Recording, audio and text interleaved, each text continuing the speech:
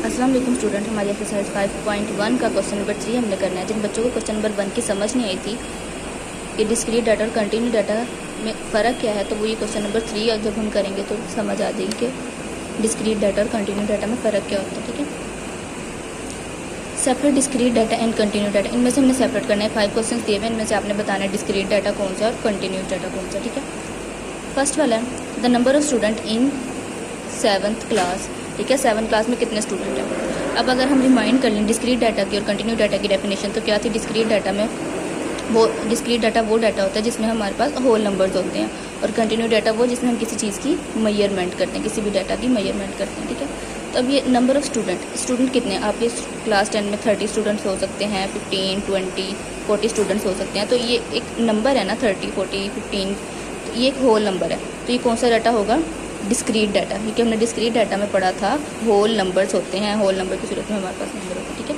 उसके बाद question number 2 है द वेट ऑफ बैग का हमने वेट बताना। अब ये वेट जो होता है ये हम मेजर करके बताते हैं ना। तो हमने क्या पढ़ा था, कंटिन्यू डाटा में हमने पढ़ा था किसी भी चीज़ की मेजरमेंट करनी हो तो उस डाटा को हम कहते हैं कंटिन्यूस डाटा। तो ये वेट ऑफ बैग हमारे पास क्या आ जाएगा, कंटिन्यू डाटा। क्योंकि देखिए वेट को हम मेजर करते हैं ना, तो हमारा कंटिन्यू डाटा आ जाएगा। उसके बाद नंबर ऑफ़ प्लेयर्स। अब प्लेयर्स को हम मेजर नहीं कर सकते, हम इनको काउंट कर सकते हैं। कितने प्लेयर्स हैं, 10 प्लेयर्स हैं, 11 प्लेयर्स हैं, 12 प्लेयर्स, कितने प्लेयर हैं।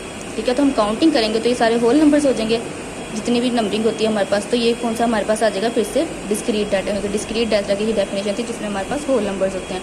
उसके बाद स्पीड ऑफ स्टोन की हमने स्पीड मैयर करनी है, हम मैयर करके बताते हैं। तो मैयरमेंट किस में आती है, कंटिन्यू डाटा में।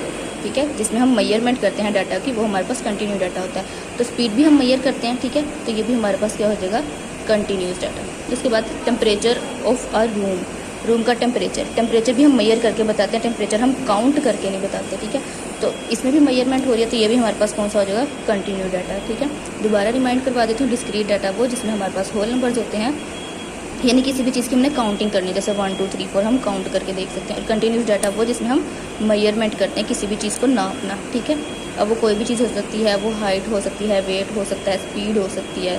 ठीक है, जैसे यहाँ पे दिया टेम्परेचर हो सकता है, तो वो हम मेजर करके बताते हैं। तो जिसमें मेजरमेंट हो वो कंटिन्यू डाटा, और जिसमें हम काउंट करके चीज़ों को बता सकते हैं वो हो जाएगा हमारा डिस्क्रीट डाटा।